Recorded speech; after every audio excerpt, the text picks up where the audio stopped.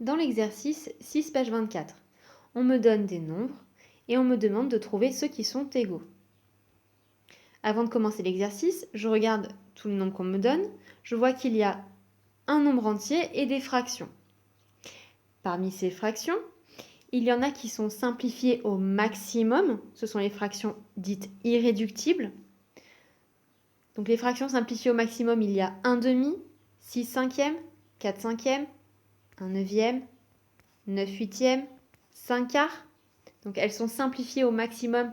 Parce que si je divise en haut et en bas par un même nombre, eh bien, je trouverai un nombre décimal. Donc on ne peut plus diviser, on ne peut plus simplifier. Et toutes les autres fractions qui me restent, elles ne sont pas simplifiées. Donc pour trouver les nombres égaux dans mon exercice, eh bien je décide de simplifier toutes les fractions qui ne le sont pas. On commence par 54 sur 45. Donc pour pouvoir simplifier cette fraction, je cherche dans quelle table se trouvent à la fois 54 et 45. On dit qu'on cherche un diviseur commun. 54 et 45 sont dans la table de 9, puisque 45 c'est 9 fois 5 et 54 9 fois 6. Je peux donc simplifier par 9 pour trouver 6 cinquièmes. Donc 54 sur 45 est égal à 6 cinquièmes. On fait pareil pour 28 et 42. On cherche dans quelle table se trouvent à la fois 28 et 42. C'est la table de 7. Puisque 28 c'est 7 fois 4, 42 7 fois 6. Je simplifie par 7 pour trouver 4 sixièmes.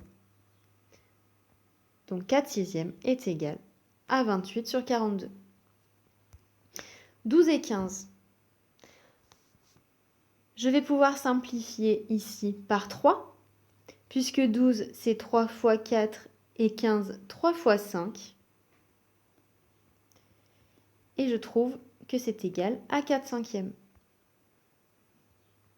12 quinzièmes est égal à 4 cinquièmes. 50 sur 40. Donc ça, c'est le cas le plus facile. Puisque 50 et 40 sont évidemment dans la table de 10. C'est 10 fois 5 et 10 fois 4. Je simplifie par 10 pour trouver 5 quarts.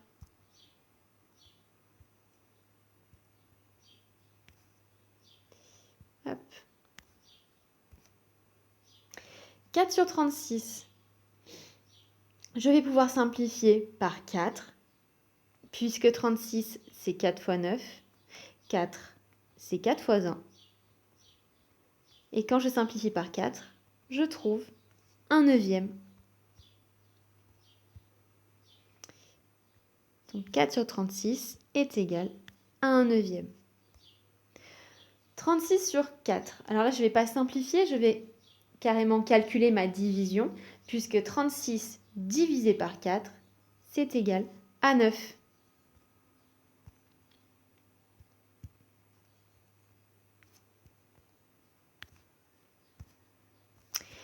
Ensuite, 27 sur 54.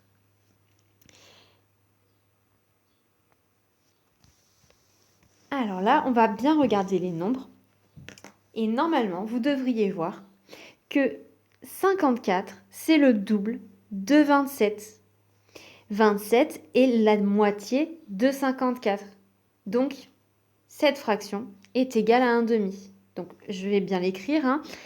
On a dit que 54, c'était 2 fois 27. 27, c'est 1 fois 27. Je simplifie et il me reste 1 demi.